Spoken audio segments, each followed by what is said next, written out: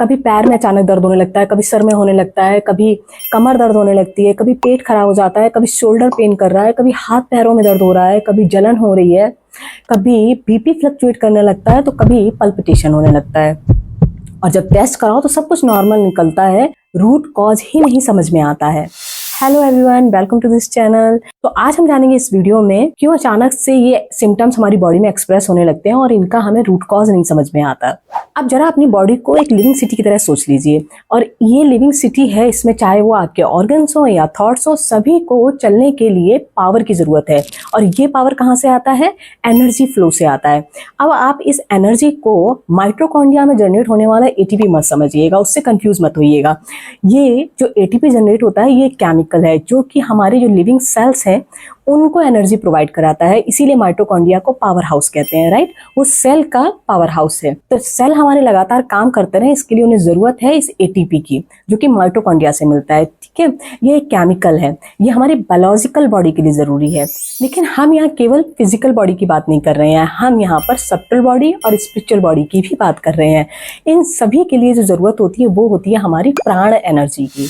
According to Ayurveda and yoga, हमारी body में energy flow के लिए इनविजिबल चैनल्स होते हैं जिन्हें हम नाड़ी कहते हैं, और इनके कुछ जंक्शंस होते हैं जिन्हें हम चक्रास कहते हैं। हर चक्रा एक पावर स्टेशन की तरह काम करता है जो कि हमारे फिजिकल बॉडी और मेंटल स्टेट दोनों के लिए जरूरी है। मेन चक्रा 7 हैं, लेकिन इसके अलावा भी बहुत सारे चक्रास होते हैं, और इन सभी का काम है हमारी बॉडी में जो एनर्जी फ्लो हो रही है उसको मेंटेन रखना, उसको रेगुलेट करना। तो इनका बैलेंस में रहना बहुत जरूरी होता है। फॉर एग्जाम्पल, अगर हम रूट चक्रा की बात करते हैं, रूट चक्रा हमारे स्पाइन के बेस में सिचुएटेड होता है। तो अगर ये बैलेंस होता है तो हम फिजिकली स्ट्रांग और मेंटली स्टेबल फील करते हैं। अगर हार्ट चक्रा ओपन होता है तो हमारा हार्ट और लंग्स ढंग से काम करते हैं और हमारे इमोशंस लाइट रहते हैं। आने वाली वीडियोस में हम धीरे धीरे सारे मेन चक्रास के बारे में जानेंगे।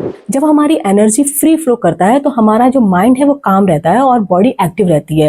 और अगर कोई चक्रा ब्लॉक हो जाए तो फिजिकल प्रॉब्लम्स जैसे कि हेडेक, बैक पेन या फिर डाइजेशन इश्यूज एटसेट्रा, और mental problems like anxiety, low confidence, sadness, ऐसे इश्यूज स्टार्ट हो जाते हैं। अब इनको हम बैलेंस में रखने के लिए क्या करें? मान लो आपको ध्यान करना नहीं आता है, हीलिंग नहीं आती है, तो फिर आप अपनी चक्रा को बैलेंस कैसे करें?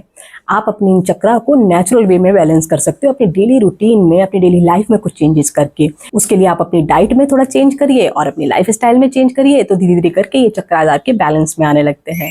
हर चक्रास का एक अपना कलर है और हर कलर की अपनी एक वाइब्रेशन होती है, उसी फ्रीक्वेंसी पे वो वाइब्रेट करता है। हर चक्रा एक खास कलर वाइब्रेशन से जुड़ा हुआ है, जैसे कि हार्ट चक्रा ग्रीन से और सोलर प्लेक्सस चक्रा येलो से। तो जब हम नेचुरल कलर्स अपने शरीर को देते हैं तो ये चक्रा बैलेंस में रहते हैं, लेकिन उसके लिए ज़रूरी है कि हम नेचुरल कलर्स दें।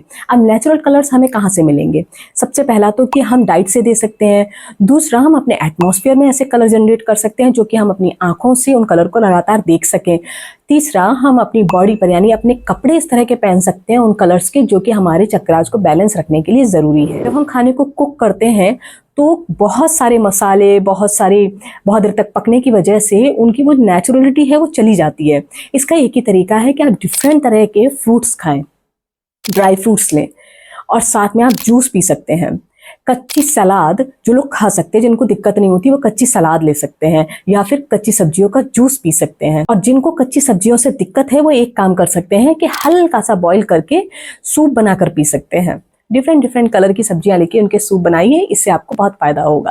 अब हम बात करते हैं लाइफ स्टाइल की। लाइफ स्टाइल में डीप ब्रीदिंग करना स्टार्ट करिए। मॉर्निंग का टाइम सबसे अच्छा है क्योंकि फ्रेश एयर होती है। बिल्कुल शांति से बैठ जाइए और गहरी गहरी सांसें लीजिए। इसके अलावा आप लाइट स्ट्रेचिंग कर सकते हो, योगा कर सकते हो, और अदर प्राणायाम भी आप कर सकते हो, जैसे कि भ्रामरी, भस्त्रिका, कपालभाति, अनुलोम विलोम, लेकिन अपनी प्रकृति के अकॉर्डिंग। तो एक बार अपनी प्रकृति जरूर जान लीजिए, उसके बाद ही आप इन प्राणायाम्स को करिए। और इस तरह से डाइट और लाइफ स्टाइल को चेंज करके आप अपनी बॉडी में इस एनर्जी फ्लो को एक्टिवेट कर सकते हैं। चक्रास को समझ लेने का मतलब ये नहीं है कि हम उन्हें समझ के कुछ ऐसी एक्टिविटीज करें और हम अपने सिम्टम को दबा दें, नहीं, बल्कि ये माइंड बॉडी सिस्टम को पूरे रूट लेवल से हील कर रहा है। तो तो अगर मेडिटेशन आता है तो रेगुलर बेसिस पे मेडिटेशन जरूर करिए। अगर हीलिंग आती है तो अपनी बॉडी को हील जरूर करिए। और अगर ये दोनों नहीं आता है तो अपनी डाइट और लाइफ स्टाइल से अपने चक्रास को बैलेंस रखना शुरू कर दीजिए, क्योंकि जब आपकी बॉडी में एनर्जी फ्लो, जिसे हम प्राण ऊर्जा कहते हैं, अगर ये ढंग से फ्लो करेगा तो सारे इश्यूज धीरे धीरे करके कम होते चले जाएंगे। Okay, so take care, God bless you, see you in the next video, bye, नमस्ते, थैंक यू।